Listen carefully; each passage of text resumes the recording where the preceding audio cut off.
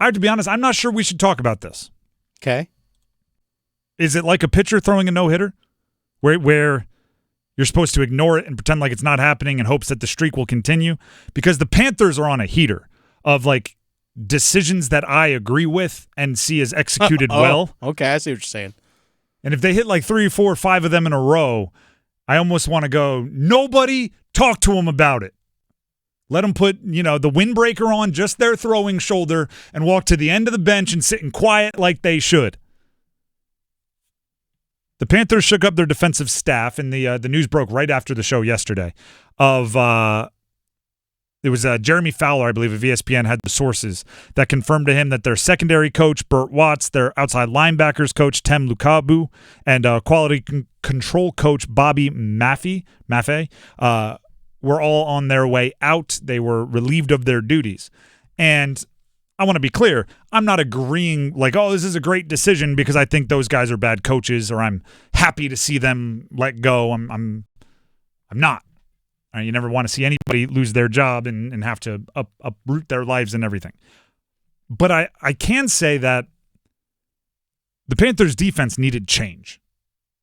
It needed something new, which became difficult when we recognized that they're entering into this offseason valuing stability very highly. Right? It's very obvious that after coaching changes, play caller changes, front office changes over the last 5 years, they went into this offseason with, let's be consistent. Let's be the picture of stability. So that's the conundrum they were in. We have a defense that gave up more points in a season than any NFL defense in the history of the league. Had, more game than most of them, but still. It's like the 5th in points per game, most allowed in history. So we know we have to change something, but this is an offseason of stability. How do we do it? Well, you keep the defensive coordinator, Ejiro Evero, which will give you stability within the system, stability within the big voice in the room on defense, and you find your position groups that you think maybe underperform the most or there's the most room for improvement, and you shuffle those coaches up so you get a little of both. You find the happy medium. It's actually, from our perspective, the outside, I think it's really hard to know how good a position coach is when you aren't in the building. Like how good of a coaching job they did this year. It's really hard to know. Like, oh, the secondary, you don't know the play calls. You don't know the talent that they were given in a lot of ways. You don't what they're being asked to do. Exactly. And also, secondaries can only cover 4 seconds kind of at most. If your pass rush isn't getting there, it's really hard to be like, oh, see all these passing yardage the secondary gave up? It's like, well, they had to guard for 7.5 seconds. Like, that's not how it works. So it's really hard for us to look at it and go, oh, they're going to be so much better because Lukabu's no longer the outside linebackers coach. But what we can do is say there's at least some new voices in the room. You kept Evero because you wanted to be the picture of stability. There's at least some new voices in the room. Now, to keep the hot streak going, right, to take the no-hitter into the 7th, hire, I would say there's 2 archetypes I would look for as far as hiring. One, well-established NFL position coaches that have been around for decades, that have worked for great coordinators, that have potentially been position coaches on like Super Bowl teams. Ones that will stand up for themselves because they are secure. Not rudely, but when Evero makes a decision, somebody, if they disagree, that is not afraid to say, hey, why don't we think about it this way? The other archetype, and this doesn't happen very often in the NFL, hire guys that are completely outside Evero's friend group. And I use that term specifically, friend group. Everyone in the NFL, I mean, it used to be called like the good old boys networks. It's, the coaching trees. It seems really hard to work with a good head coach if you haven't worked with the good head coach in the past. Like if you weren't the tight ends coach when they were cutting their teeth as a quarterback's coach, it's almost impossible to be their offensive coordinator 12 years later when they're a hotshot head coach. It's a really weird ecosystem hiring in the NFL, and I don't always think it's the best. right? If you bring in a whole bunch of people with shared experiences, you all look at things the same way. Evero can be a really good defensive coordinator. We've seen it, right? 2 years ago? Granted, he had Brian Burns and Derrick Brown was healthy and J.C. Horn wasn't healthy the whole time, but he was there. Like they had a good defense. Wasn't great, but a good defense. He was getting head coaching conversations, right? Like he was a hot name in coaching. This season wasn't as good. You know he can do his system well. We've seen it. But what happens when his system doesn't fit the players? When his system's not working? That's where you need somebody from a different coaching tree. Not to completely uproot it, but just to go, hey, why don't we try throwing this wrinkle in there?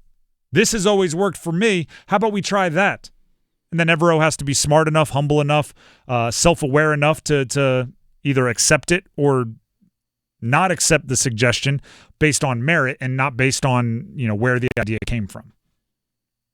So there's two ways I think you shake up this defense appropriately using things like a secondary coach or an outside linebackers coach who are not the most prominent people in the room. It is somebody who is so secure and so confident in what they know that they will challenge Evero, or somebody who is such a different thinker, comes from such a different schematic background that they can present ideas that Evero wouldn't think of in a million years or, a couple months. That's what I'm looking for from this defense. And if they do that, it's a streak of things. They've made a lot of really, really good decisions consecutively over the last month or so. And that is rare. Normally we're just hunting for one good decision from the Panthers and then one good press conference. But now it's starting to stack up, and that's how you get better. And the defensive staff for Carolina this past season carried over completely from 2023. The whole defensive staff was retained. Canales said, keeping all these guys. So I think I'm with you. It's a good thing, I think, to have a different perspective. Now, the question is, where are these guys coming from? Is it just guys that Evero's worked with in the past at other places and just hey, come over here, buddy. I got a spot for you. Then in that case, I think you're really not, in my opinion, gaining a whole lot unless that person is bringing other stuff from other places with them.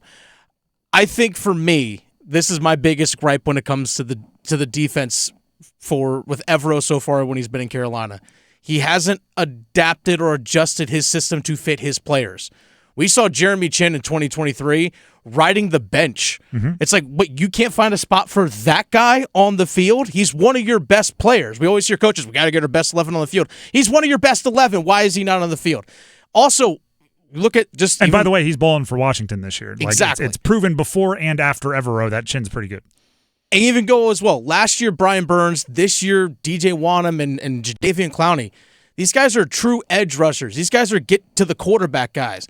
They're dropping in pass coverage. Oh, hey, you're going to play outside linebacker because that's what I need you to do. I'm going to drop you in pass coverage. You're not fitting your system to what these guys do best. That's been my biggest gripe when it comes to Evero. You're not adjusting to the scheme. You're trying to shoehorn guys into it. And by the way, I do think that's what happens when there's not enough variety of thought in the room. Mm-hmm. There's a great article in The Athletic about Gerard Mayo and what did and didn't work out during his time with the Patriots. And one of the first paragraphs points out that he played his entire career for Bill Belichick and the Patriots, and his entire NFL coaching career has been under Bill Belichick and the Patriots. So when things went sideways this year, he didn't have a lot of other things to give a whirl because he's so one system. All his friends were from one system, everything. I like having a variety of thought in the room, and I think the Panthers can do that on defense now that they've shaken up their staff a little bit. These hires are not the most important things in the world, but you don't have a lot of other things shaken up, so take your time and get it right.